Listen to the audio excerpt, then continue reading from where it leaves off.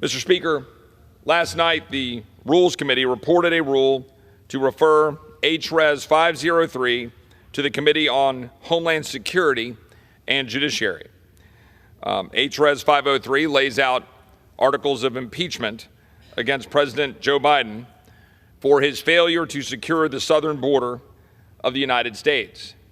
Now, we do a lot of things in this body, and we say a lot of things, I certainly do, about our beliefs and about what we think is happening to our country. What we're talking about here is indeed solemn. I mean, we are in fact talking about the mechanism provided by the founders in the Constitution of the United States to check and hold the executive branch responsible. The border crisis that we are experiencing today is extremely significant for the people in my home state of Texas. Not just Texas, of course, the entire country, but in particular for the people in my home state of Texas. Since President Biden took office, there have been well over 5 million illegal migrant encounters along the southwest border. More than 204,000 illegal immigrants were encountered at the border in May alone. Now, those numbers are changing post relaxing enforcement of Title 42. 2 million aliens have been released into the interior of the United States. 1.5 million, probably 1.7 million, maybe 2 million now gotaways have been successfully evaded border agents by relatively conservative accounting. Most concerning right now, data that we have shows that 125 individuals from the terrorist watch list have been encountered this fiscal year alone, and that compares to about 98 in all of last fiscal year and about 10 in the last year of the Trump administration. The fact is, the people I represent are sick and tired of a federal government that is abdicating its fundamental duty to defend the border of the United States. That is what is happening. The federal government exists primarily, borderline entirely, but certainly primarily, to defend the United States. That's why it exists. And it is failing to do so, not through maladministration, not through incompetence, but through dereliction of duty and a refusal to actually follow the laws of the United States. The laws of the United States are there expressly and specifically laid out to ensure that our border will be protected, that our nation will be secure. That is the fundamental question before us, is when the executive branch fails to follow the law, when the executive branch fails to adhere to its duty to defend the Constitution and the laws of the United States, then what is it that the Congress, that the People's House, is supposed to do in response? The founders gave us a mechanism. And here today we are talking about putting forward and referring these articles to the Homeland Security Committee for determination of the extent to which the homeland is in fact not secure as a direct consequence of the refusal of the administration, well beyond maladministration, but very specifically the refusal to follow the laws of the United States that is resulting in the direct consequence of the death and damage to the American people. That is the truth. That is what we're experiencing. That's what we are experiencing in real time in Texas. My colleagues in Arizona, my colleagues throughout this entire country are experiencing that in real time. Just a few weeks ago, a federal judge in Texas, the Northern District of Texas, Judge Reed O'Connor, issued an opinion, an order. And in it, he lays out, quote, defendants, illegal aliens pleaded guilty by conspiracy to transport and harbor illegal aliens.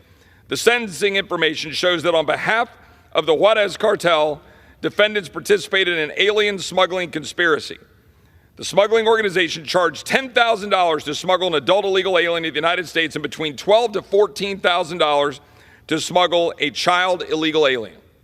It goes on to lay out how they discovered that there was an illegal alien in Baltimore who was being held for ransom so that his family wouldn't be abused by the Juarez cartel in a stash house in Fort Worth. The member told the husband, quote, they would do things to his daughter he would not like, end quote, if he did not make this payment of $23,000, which he had not bargained for. This is the state of affairs in our country. And this is the consequence to those migrants who are seeking to come here, where my colleagues in the false name of compassion state that open borders is somehow good for them. But this is causing crime to extend into our communities. This is causing us to experience the dangerous hand of cartels. Just this morning, we had more news about cartels and their reach into Texas, into the United States. It is an everyday occurrence. Bailouts, damage to ranches, harm to Texans, death to Texans, fentanyl. How many more fentanyl moms? How many more angel moms? How many more Americans need suffer because this president refuses to follow the laws of the United States that he raised his hand and swore an oath to defend? And that is why we're here, and that is why I support the resolution, and I reserve. From Texas Reserve.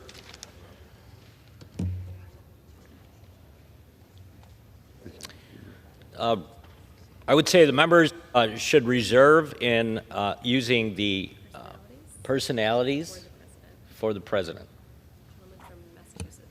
The gentleman from Massachusetts is recognized. Yeah. Mr. Speaker, I want to thank the gentleman from Texas for yielding me the customary 30 minutes, and I yield myself such time as I may consume. Gentleman is recognized. Oh, my God, Mr. Speaker. Let's get real here. Nothing about this is serious. Not the process, not the intentions of the resolution sponsor, not the impeachment case, not a single damn thing. Yesterday, Republicans dishonored this House and dishonored themselves by bringing to the floor a ridiculous censure resolution against Adam Schiff because Donald Trump told them to. And today, they're dishonoring this House and dishonoring themselves by bringing to the floor a ridiculous impeachment referral resolution against Joe Biden because Donald Trump told them to. This body has become a place where extreme, outlandish, and nutty issues get debated passionately, and important ones not at all. In short, Mr. Speaker, the Republican Party is a joke. They talk about law and order when their front runner for president has been indicted on federal charges. They talk about respecting law enforcement, then they come in here and downplay the rioters who came in here on January 6th and beat up cops with fire extinguishers. I don't even know how they look the Capitol Police officers in the eye when they walk in this place. They talk about how important it is that we follow a good process. Yet the Rules Committee was called in late last night, literally at a moment's notice, where they deployed emergency procedures so we could refer this measure to a committee. What a spectacular emergency. Truly something that needed to be done immediately. We all know the truth.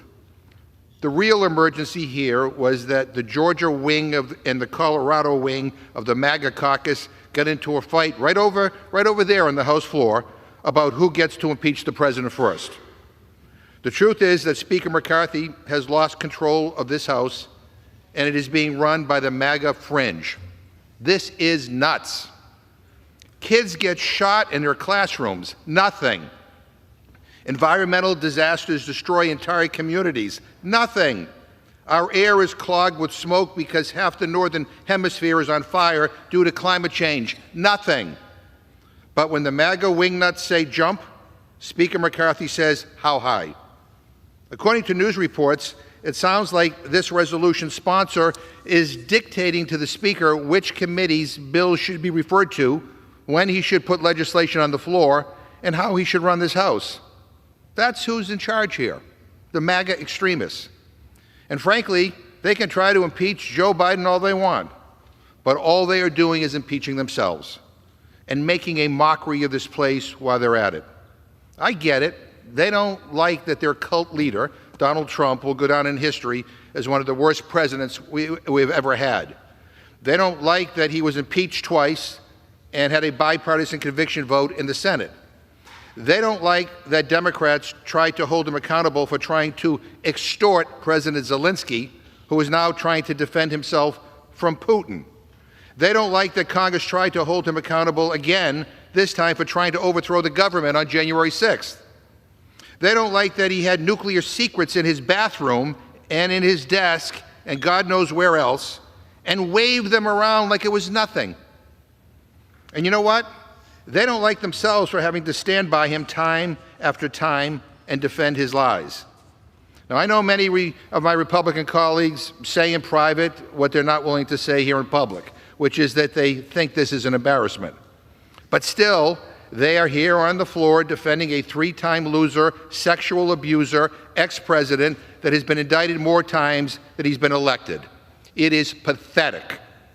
And instead of dealing with their own issues, Republicans are going after Joe Biden to try to distract and to deflect.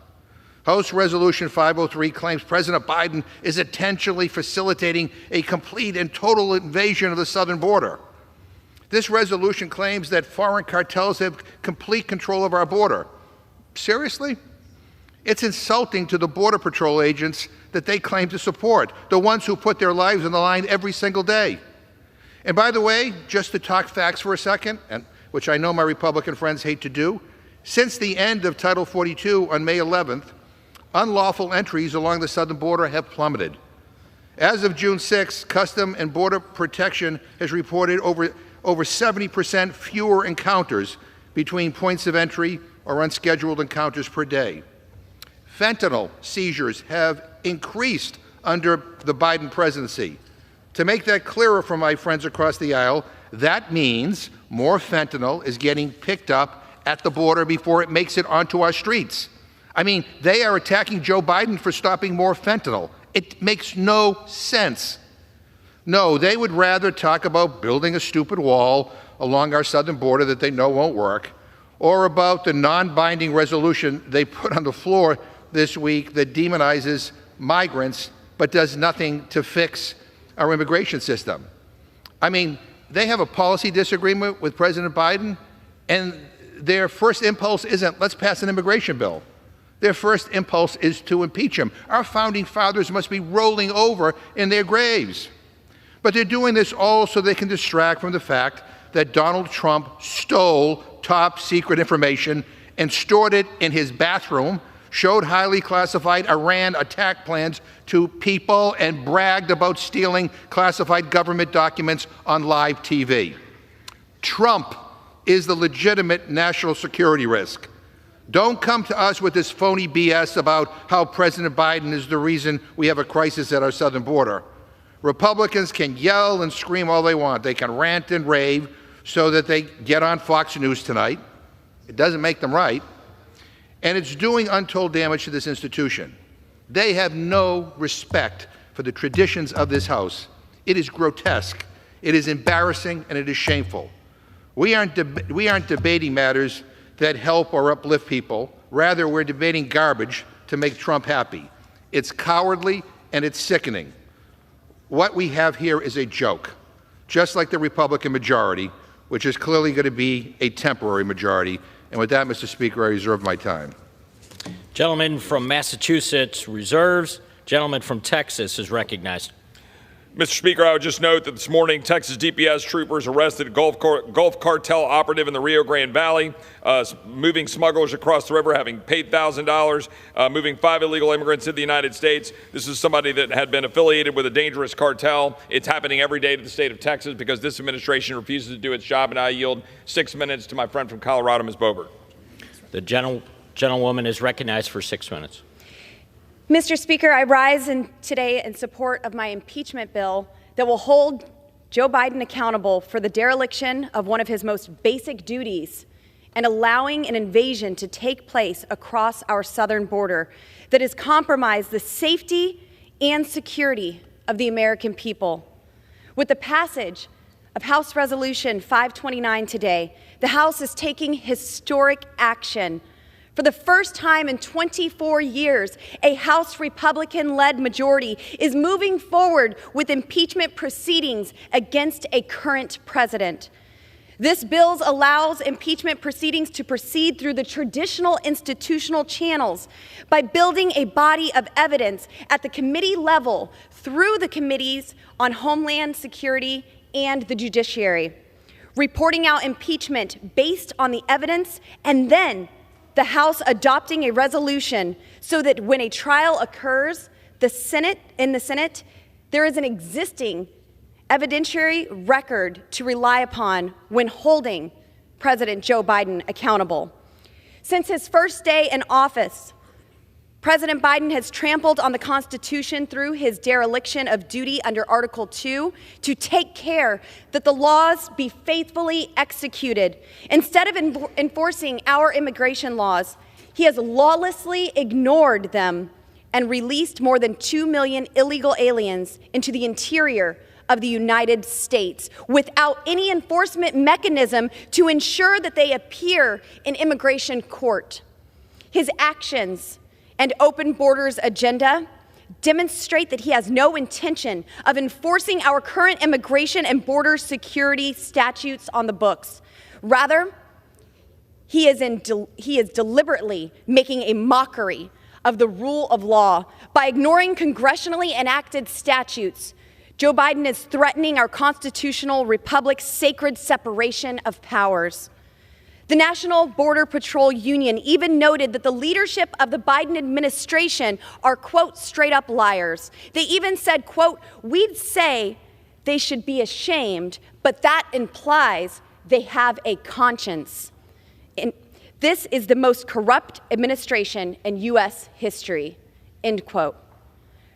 Joe Biden's lawless disregard for our federal laws have incentivized more than 5.5 illegal aliens to attempt to cross the border, overwhelming Border Patrol and allowing an invasion to take place that is causing real harm to the American people. The Biden border crisis and massive wave of illegal immigration has fueled a record-breaking fentanyl crisis. Since President Biden has taken office, over 100,000 Americans have died from fentanyl, including 1,800 Coloradans. Under his failed leadership, Border Patrol agents have encountered over 42,000 pounds of fentanyl at the southern border, and that's just what they have encountered. In addition to smuggling fentanyl, the National Border Patrol Union has noted that, quote, the billions of dollars that Biden's policies make for them, end quote, support a criminal enterprise of, quote, rape, murder, torture, child sex trafficking, and kidnapping, end quote.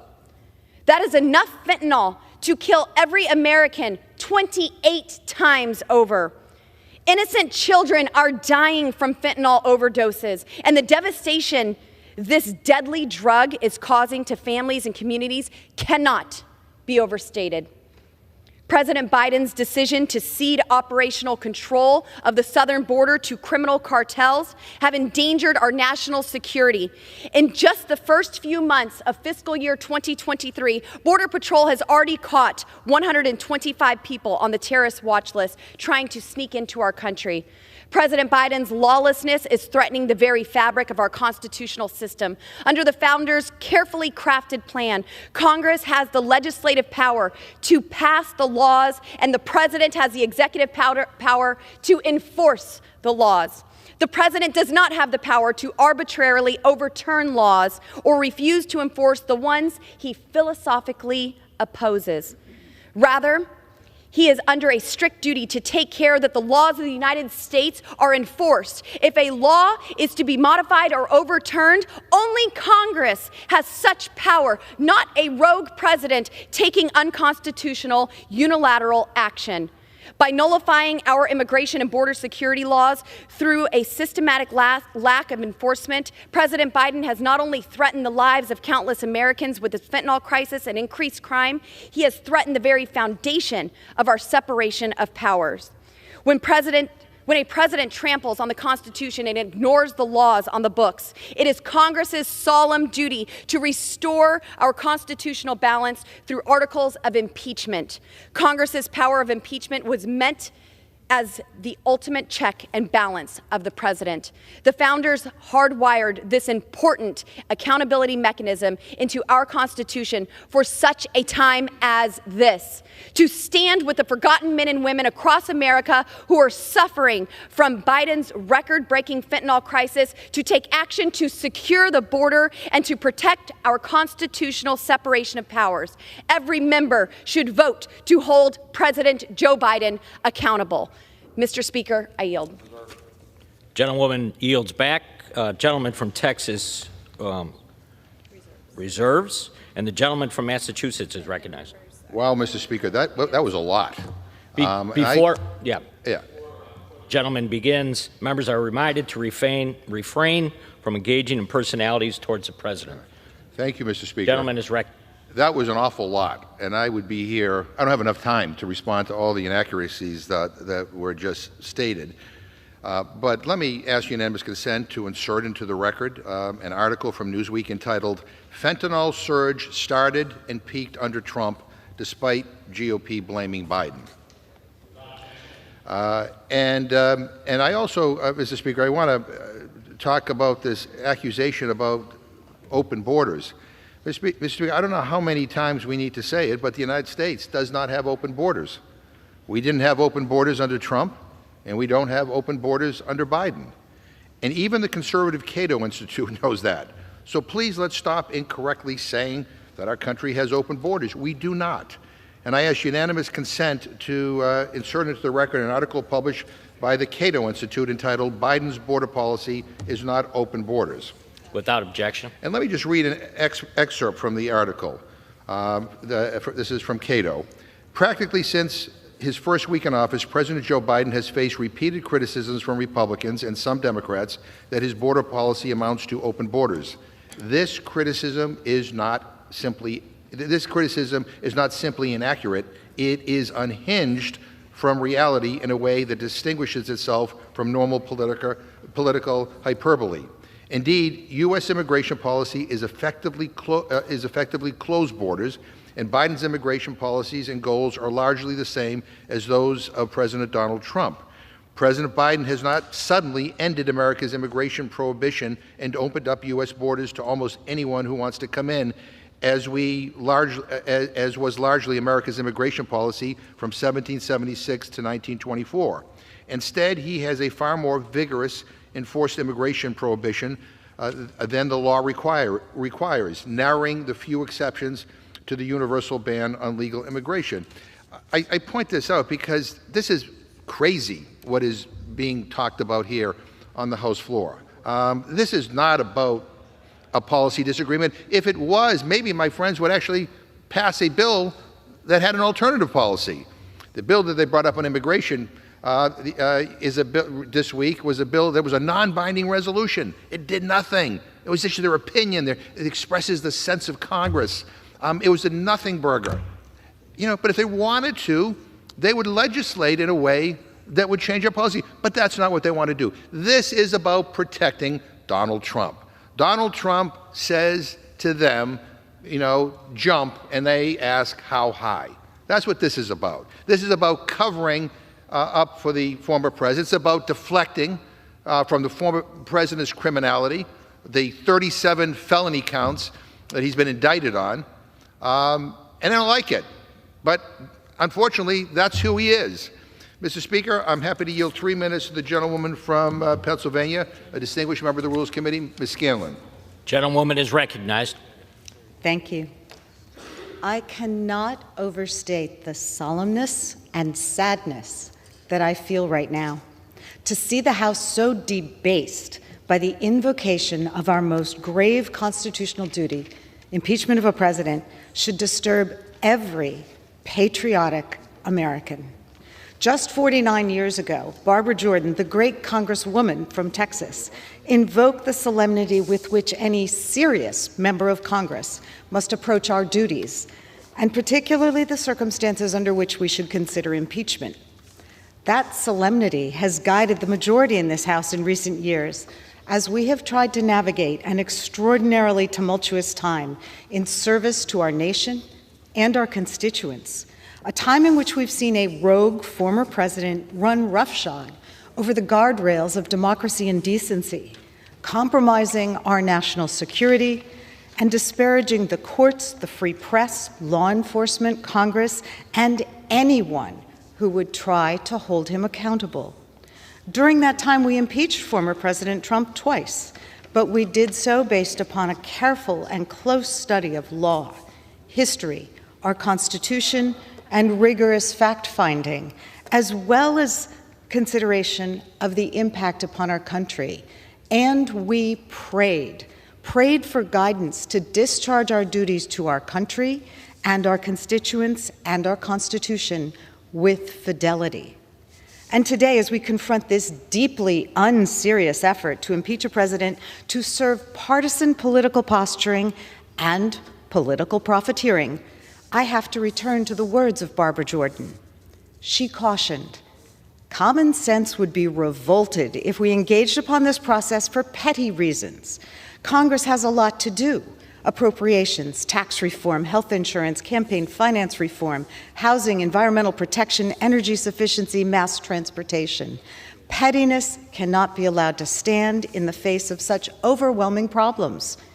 Jordan's words could not ring more true today. Common sense is revolted by the political grandstanding and petty stunts allowed by the House majority.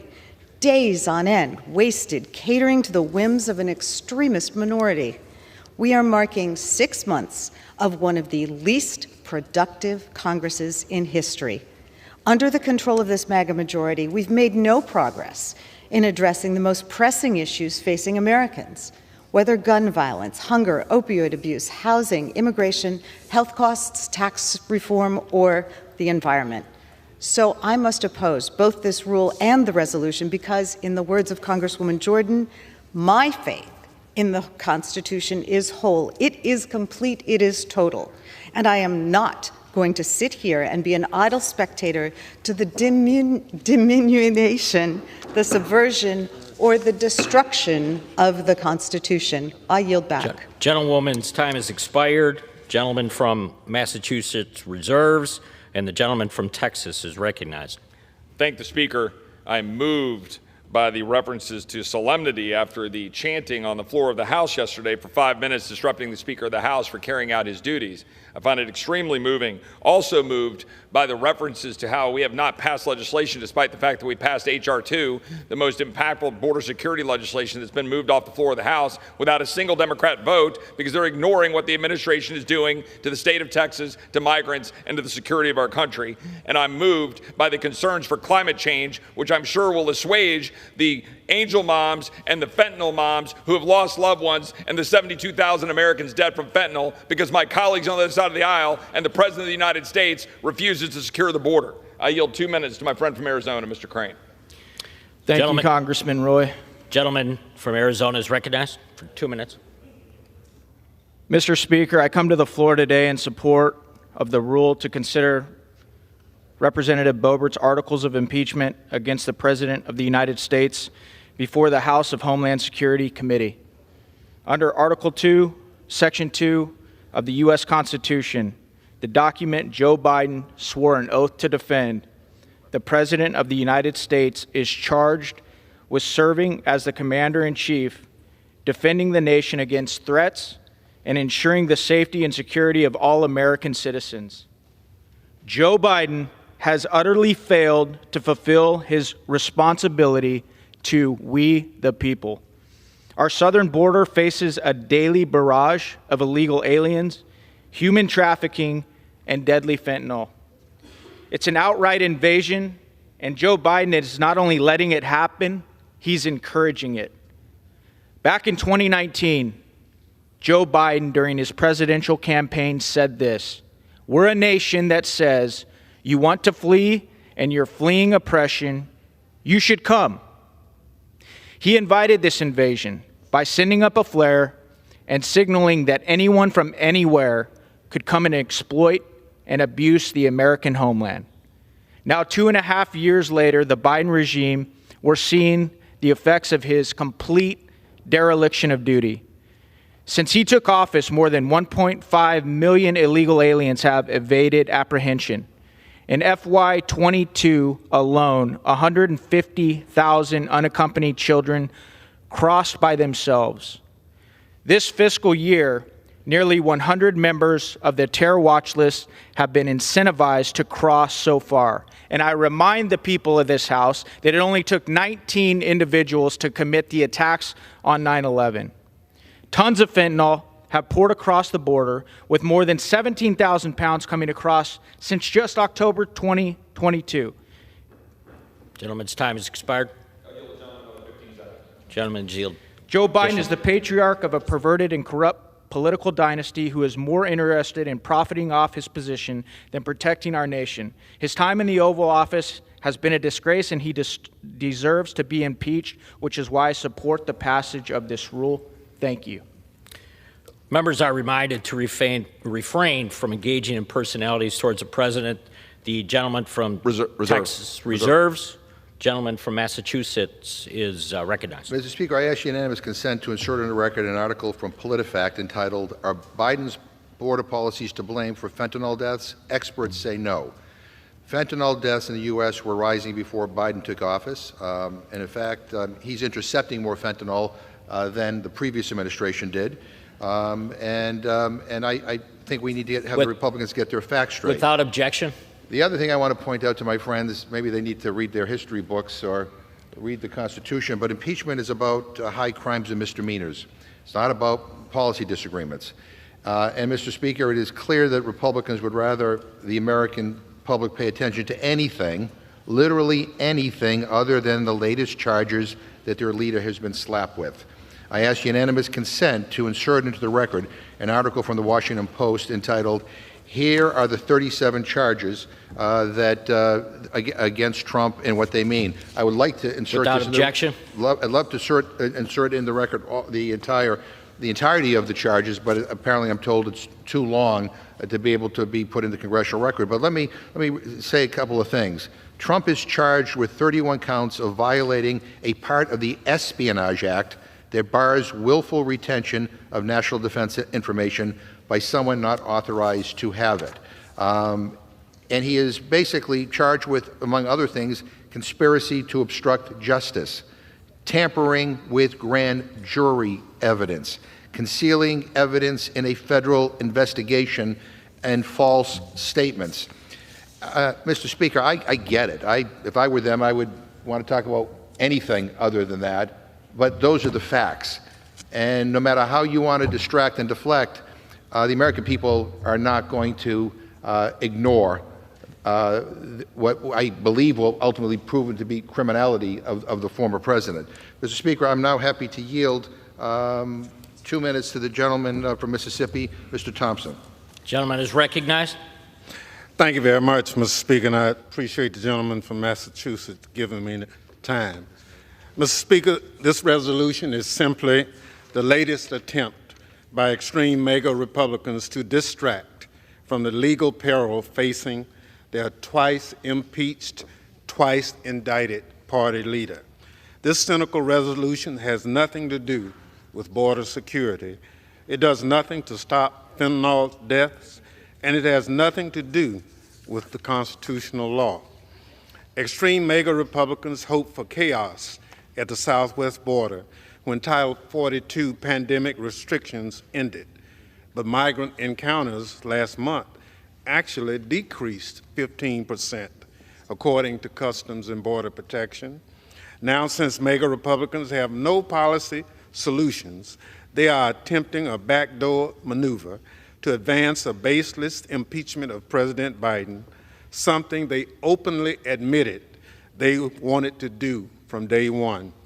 Under this rule, my committee will have to put aside its Homeland Security oversight and authorization activities to deal with the Beaufort resolution, which is predicated on phony policy differences rather than any allegations that the president committed a crime.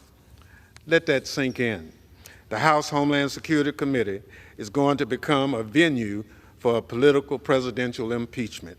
I have proudly served on this committee from its creation, and I guess if you're around long enough, you'll see everything. But it's this distraction for a disgraced ex-president the best way for the Homeland Security Committee to spend its time? No, it's not. We know the answer, and it doesn't have to be that way. Mr. Chairman, I urge my colleagues to vote no on the rule, and I yield back my time. Gentleman yields back. The gentleman from Massachusetts reserves, and the gentleman from Texas is recognized. Thank you, Mr. Speaker. I yield 2 minutes to my friend, Mr. Donalds from Florida. Gentleman is recognized. Thank you, Mr. Speaker. I rise today in support of H.R. 529, and let's be very clear. The issue that is happening at our southern border, not the name-calling or talking about former President Trump, what is happening at our southern border today and for the last 2 years under President Biden has been a dereliction of duty with respect to immigration law in the United States. If you want to speak to the actual issues at hand, it is the fact that the asylum provisions under Joe Biden are a bastardization of asylum procedure as set forth in federal law by Congress. Congress never anticipated that you would have 6 million plus people come through the asylum process in 2 years. Congress never contemplated that you would have an asylum procedure where you would have people on a 7 to 10 year wait list to actually go through an asylum procedure. The president knows this is the case, and it is being done on purpose. That is a congressional purview, and that actually is a dereliction of his duty to faithfully execute the laws of the United States. So if the minority party wants to ask about why we are here, it is that. Because it is my belief and the belief of many members on our side of the aisle that this resolution should go to the Homeland Security Committee so they can fully debate and go to the depths upon which Joe Biden has been derelict in his duty to execute the laws with respect to immigration in the United States, which has major impacts on the American people. There are 100,000 Americans who have died from fentanyl overdoses because of his dereliction of duty. We have drug cartels on our southern border who have operational control of the southern border because of his dereliction of duty. And if the president and congressional Democrats actually took the time to investigate this, like going to the southern border, they would know this too. I support this resolution. Gentleman's time. Members should be in support of it as well. Gentleman's time's expired. Gentleman from Texas reserves. Gentleman from Massachusetts is recognized. I would remind members to refrain from engaging in personalities towards the president. Gentleman's recognized. Yeah, Mr. Speaker, let me say to the gentleman who just spoke, I know exactly why you're here. And I don't think this is none of us, the American people know this is not a serious effort. I know my friends don't want to talk about Trump. They want to talk about Biden, so let's talk about Joe Biden. And I want to make something clear. Not only is any talk of impeaching President Biden completely absurd, as many House Republicans know, but President Biden has been a historic success over the first 2.5 years in office. He took office in the throes of the pandemic and in the midst of the chaos caused by his predecessor trying to illegally hold on to power. But that hasn't stopped Democrats from making huge strides to improve the lives of every American. Democrats jumped into action by enacting the American Rescue Plan in the president's first months in office. That law changed the course of the pandemic and set the course of our economic recovery to be the envy of the rest of the world. It lifted more than 5 million children out of poverty, safely reopened our schools, and put money back in the pockets of middle-class Americans. Every Republican voted against those things. President Biden signed the bipartisan infrastructure law, which makes historic investments in our roads and our bridges and transportation networks while improving public safety and creating jobs all across the country. We passed into law the biggest piece of gun safety legislation in decades, and we enacted the Inflation Reduction Act less than a year ago. President Biden is now busy implementing that law, which will cut prescription drug costs for our senior citizens, lower the cost of health care for millions of Americans, and make historic investments in clean energy and American-made solutions to our climate crisis. And it will do all of that while lowering our deficit, unlike so many of the bills this Republican majority has brought to the floor, which would do the opposite. Look, this isn't just me saying how great all of this is. During a Financial Services Committee hearing yesterday, Fed Chairman Jerome Powell was asked about inflation, and he said, and I quote, "Everybody has very high inflation, the EU, the United Kingdom, and many countries within Europe," end quote. But he made one more important point, and I quote, "Our recovery is by far the strongest of any country," period, end of quote. And just look at the results more broadly. More Americans have jobs right now than at any point in American history. Over the past 2 years, more small businesses have been created than at any other period on record. More Americans have health insurance right now than ever before in our history. I could go on and on. But let me be clear, no one's saying things are perfect. There's a lot that we need to do. We need to do more to keep our children fed. We need to do more to ensure every child gets the education they deserve. We need to do more to make sure the richest Americans pay their fair share. We need to do more to get guns off the street. I would love to see this Republican majority do anything at all to reach those goals, or do anything that means anything to anybody. Instead, we're here today debating this latest attempt by the Speaker to keep the most radical members of his party behind him. Quite frankly, it is embarrassing and it is pathetic, and I reserve my time. Gentleman reserves. Gentleman from Texas is recognized. Thank the Speaker. I yield 2 minutes to my good friend, Mr. Good from Virginia. Gentleman's recognized. Thank you, Mr. Speaker. It's refreshing to hear my colleagues on the other side of the aisle want to be so sober about the issue of impeachment, coming after being in the majority for 2 years and the first time in the history of their country when there were 2 impeachment charges brought in this very House. No, this impeachment should not be political. It should not be cavalier. It should not be flippant. That would be bringing impeachment charges based on a phone call where there was questionable content to a phone call of something that this current president is actually being investigated by the House Oversight Committee as we speak. That would be a cavalier, flippant impeachment investigation would be based with just 1 week left in someone's term, just to tarnish or attack their personal legacy with no opportunity for that to move forward other than just the charges. No, it would be cavalier to announce right after an election that we're going to impeach the MFer. That's what happened with our friends on the other side of the aisle. There does need to be more consideration about whether or not impeachment is justified for depleting our strategic petroleum reserves on the eve of an election for political reasons. There should be more consideration as to whether or not a president should be impeached for taking authority that he says he doesn't constitutionally have the power to do, such as the eviction moratorium or the student loan transfer scheme. No, more consideration might be warranted for the very things that are being investigated by the current Oversight Committee relative to bribery allegations, influence peddling allegations. But what more investigation is needed for the border invasion? What more investigation is needed for the violation of Article 4, Section 4 responsibility to protect the states from invasion? How long will we let this border invasion continue? Are we to let it go on for another year and a half? How many is too many after 7 million illegals have invaded this country? There's 1.5 million gotaways. Those criminal gotaways, if only 1% are dangerous individuals, that's 15,000 reckless, dangerous individuals intending harm on this country. Would anyone take those odds that only 1% of that 1.5 million gotaways are indeed bad actors? And I yield back. Gentleman yields back. Gentleman from Texas reserves. Gentleman from Massachusetts. Yeah, I would say to the gentleman, we are well aware that the previous president was impeached twice, and justifiably so. The first impeachment dealing with his effort to try to extort Zelensky into getting dirt on Joe Biden in exchange for assistance so that they can defend themselves against Putin. But I guess no one should be surprised, because the president seems to have this, the former president seems to have this obsession with Putin. I ask unanimous consent to insert into the record a 2020 roll call article entitled "Senate Report Outlines Grave Russian Threat in 2016 Election Interference Probe."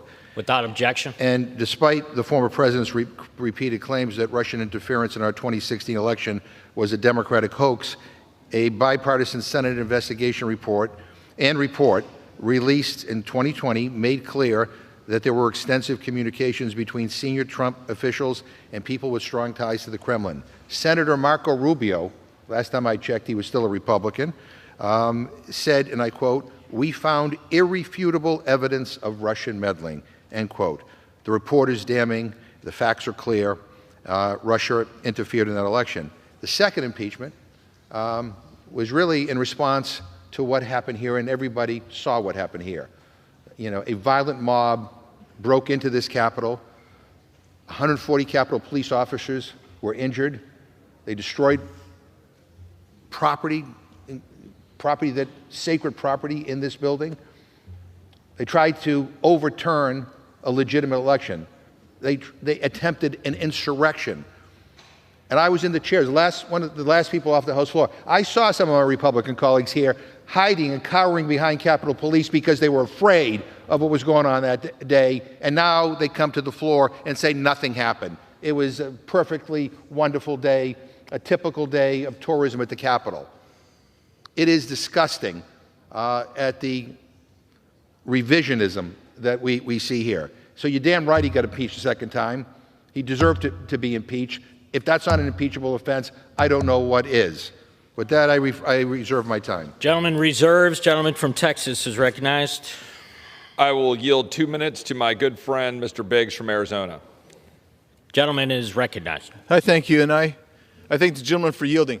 I find it fascinating to listen to someone who lives in the Northeast in a nice enclave protected from the border to stand up and say, nothing about this is serious. Tell that to the victims of this border crossing invasion. Tell that to them. Oh, we say, all the fentanyl's being stopped at the border. It's just incredible. What's going on between the ports of entry?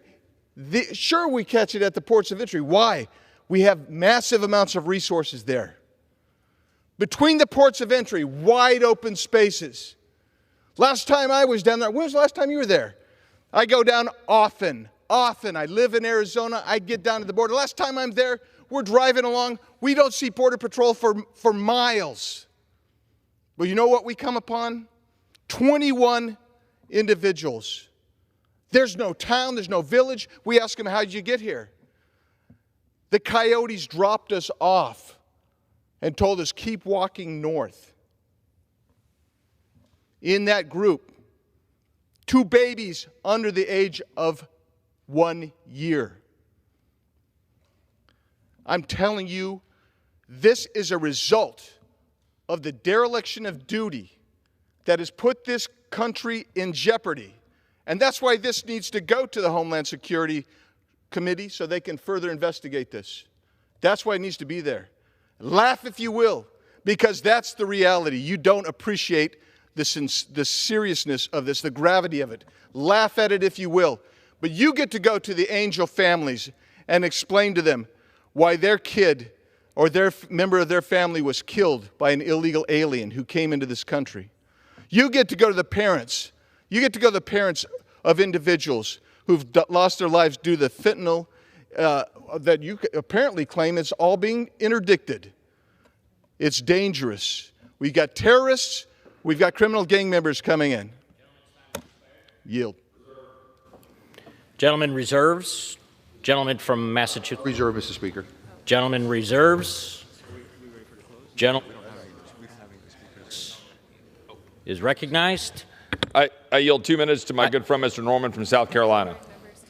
I'll remind the members that they are to refrain from engaging in President and direct their remarks to the chair. Gentleman is recognized. You know, I find it humorous for those watching on TV and for those in the balcony. They keep talking about President Trump. They won't talk about the current president, Joe Biden. I'm going to start off with a compliment. He's been able to accomplish being the worst president and has replaced Jimmy Carter as the worst president this country has ever had of all time. And it's because of his policies. I support this going to Homeland Security because, as has been said, the border is wide open. The gates are open. How many more deaths do we have to have? How many more of our young people have to die? 100,000 last year of record. And as a Border Patrol agent said, there are no drug treatments in a morgue. How long are we going to have an administration that's going to take the handcuffs and put them on the police? How long are we going to have an administration that is going to deplete our oil supplies and buy it from countries that don't like us? How long are we going to have an administration that is going to support abortion regardless of the term? How long? Ask the average business owner in this country if he's having a good year or a bad year, or prices coming up or going down. We've got the worst inflation that we've had in a long time, and it simply cannot go on. The election cannot come quick enough. This man has sold out. This man has got to be replaced. And Homeland Security is the right way for this resolution to go, because we'll get the facts. And I fully support it. And Ms. Boebert, thank you for taking the lead on this. I yield back. Gentleman yields back. Gentleman from Texas reserves. Gentleman from Massachusetts is recognized. Well, the gentleman has said something that I agree with. The election cannot come soon enough. I think people are just sick and tired of my Republican friends defending a three-time loser, sexual abuser, ex-president that has been indicted more times than he's been elected. It is pathetic. We should be working on matters that actually help people. That's why Democrats have been fighting not only for common sense gun safety legislation and investments in job creation and environmental protection, but also we have been insisting that we get a guarantee from the majority here that they don't go after Social Security and Medicare. And so I want to urge that we defeat the previous question, and we will offer, as we always do, an amendment to the rule to provide for consideration of a resolution assuring our constituents that the People's House will protect and preserve Social Security and Medicare for our future generations and reject any cuts to these essential programs. And I ask unanimous consent to insert the text of my amendment in a record, along with any extraneous material immediately prior to the vote on the previous question. Without objection. And I would just say to my friends that while you want to distract and deflect from all of Donald Trump's legal problems, and they continue to mount, I think there'll be probably more charges we expect in the coming weeks and the coming months. And while you do not want to talk about things like Social Security and Medicare, because you're the party of privatization, you're the party of trying to undercut Medicare, we are going to fight you on those things. And we are going to continue to be a voice for the people of this country, for our senior citizens, for those who believe that Social Security and Medicare are important, we will not be deflected or deterred by whatever this circus is that is going on here today. I reserve my time. Gentleman reserves. Gentleman from Texas is recognized. I yield 2 minutes to my good friend from Tennessee, Mr. Ogles. Gentleman is recognized. Mr. Speaker, Joe Biden's border policies have led to an all-out land invasion at our southern border, which is why Homeland Security should be investigating. Joe Biden's border policies have led to a drug crisis and thousands of fentanyl overdoses across our nation, again, the jurisdiction of Homeland Security. And Joe Biden's border policies have led to the murders of countless Americans at the hands of illegal aliens, again, a priority for Homeland Security. His blatant dereliction of duty to preserve, dereliction to protect, and dereliction to defend the United States of America and the American people deserves impeachment. Instead of Joe Biden, he has demonstrated time and again, policymaking and political decisions that he prioritizes illegal aliens over American citizens, over our wives, our daughters, and our children. His gross neglect and refusal to take action at the border warrants removal from his post, and again, why Homeland Security must investigate. That's why I support Congressman Boebert's articles of impeachment and referral to committee. The CPB had a record number of encounters with terrorists at the southern border. The security of our nation is being undermined by foreign enemies because they know we have weak leadership. We need to remove Joe Biden from the Oval Office and ensure that Americans are safe. We need a leader that puts America and its people first, not illegals. Thank you, Congressman Boebert. Thank you, Speaker McCarthy. Thank you for Chairman Green for taking this up. I urge all my colleagues to support the referral of articles of impeachment to committee. And with that, I yield back. Gentleman yields back. Gentleman from Texas reserves. Members are reminded to refrain from engaging in personalities towards the president. And gentleman from Massachusetts is once again recognized. Mr. Speaker, I have to say my friends on the other side of the aisle look small and pathetic and like losers. And when they lose this House, this is going to be a reason why. Mr. Speaker, my friends keep on telling you about open borders. That's an insult to the men and women in our Border Patrol who are risking their lives to protect our borders. It's just not true. I entered into the record an article by the conservative think tank, the Cato Institute, but the facts don't matter. Facts don't matter. It's what plays on Fox News and how we can distract and how people can make things up. But I also want to say, Mr. Speaker, that as try as they might to deflect from the former president, we can't turn our back on what he has done. Look, Trump literally can't help himself. He's admitted multiple times on air, during interviews, and to others that he stole and shared top secret government information. Talk about a national security threat. The call is coming from inside the House. I ask unanimous consent to insert into the record an article from Rolling Stone entitled, "Trump All But Confesses to Mishandling Classified Docs on Fox News." Without objection. Yeah, I reserve my time. Reserves. Gentleman from Texas. I will yield 2 minutes to my friend and Army veteran from the great state of Florida, Mr. Mills. Gentleman is recognized. Thank you so much. Thank you, Mr. Speaker. Look, I'm honored to be here today in support of Representative Boebert's request for this to be referred to the Committee of Homeland Security with regards to the dereliction of duty under this administration and this president's policies. As a United States Army combat veteran, I have fought abroad for the majority of my adult life. I've spent over 7 years of my life in Iraq, over 3 years of my life in Afghanistan, Kosovo, Pakistan, northern Somalia, been blown up twice. I'm a Bronze Star recipient. I went overseas for the purpose of protecting this nation and ensuring that terrorists do not have the ability to come and threaten our lives and threaten our children. But under the failed policies of this president, just this last year, in the last 7 months, we have had over 96 people who are on the known terrorist watch list who has crossed our borders, just in the last 7 months.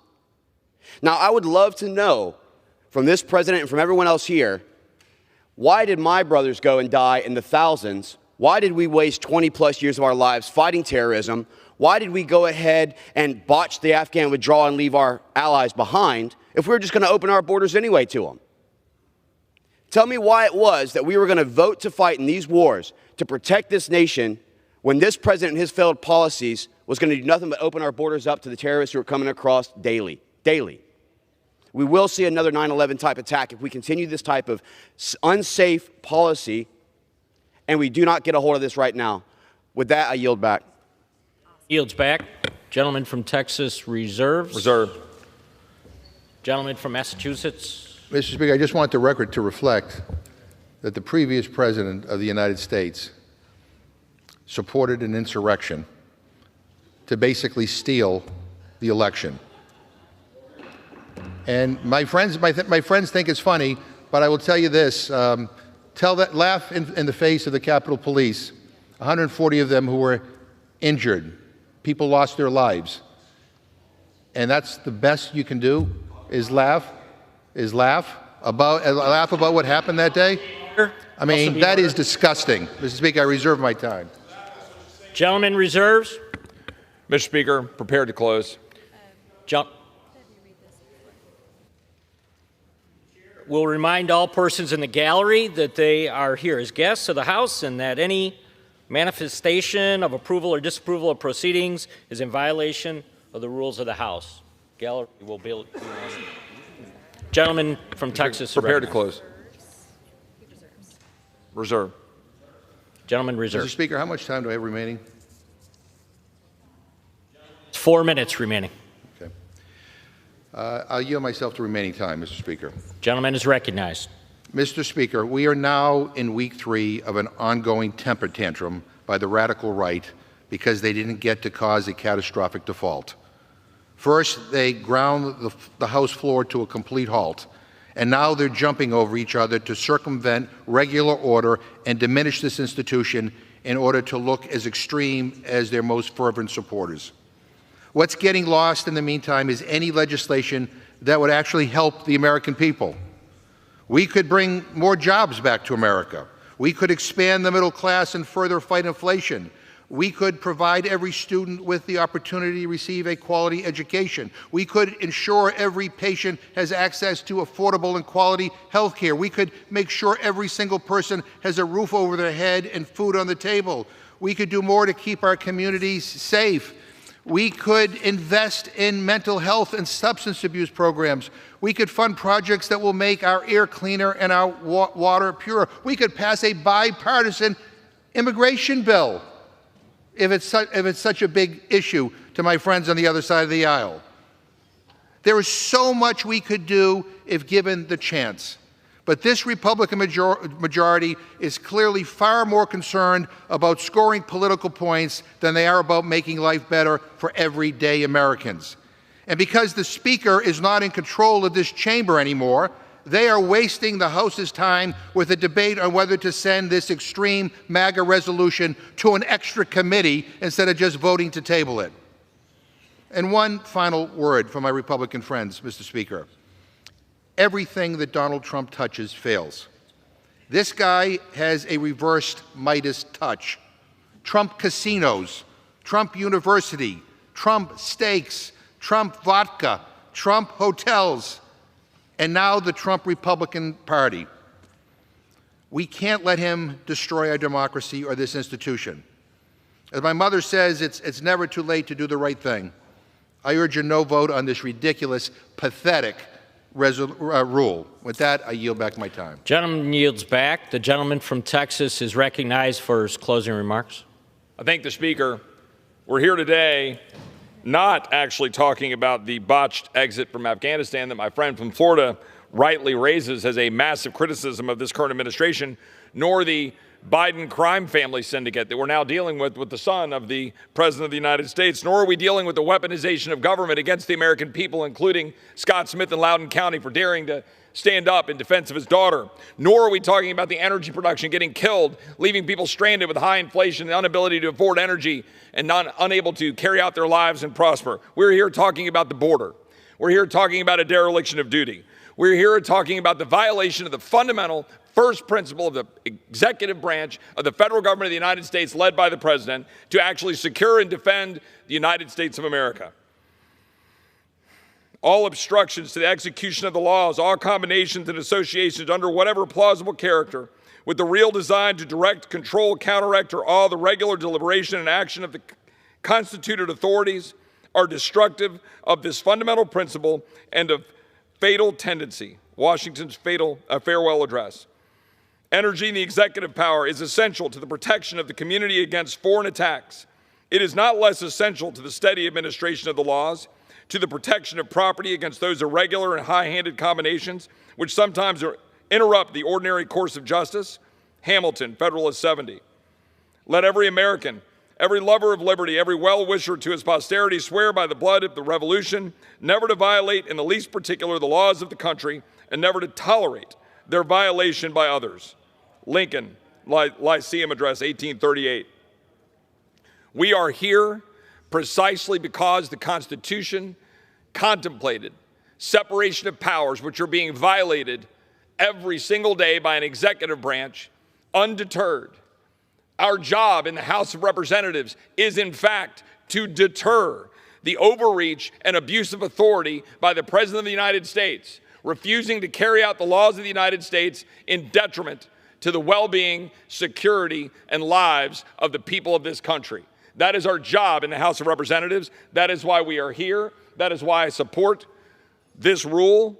And that is why I support this resolution. That is why I support this inquiry. And we are just beginning. Mr. Speaker, I yield back the balance of my time and move the previous question on the resolution.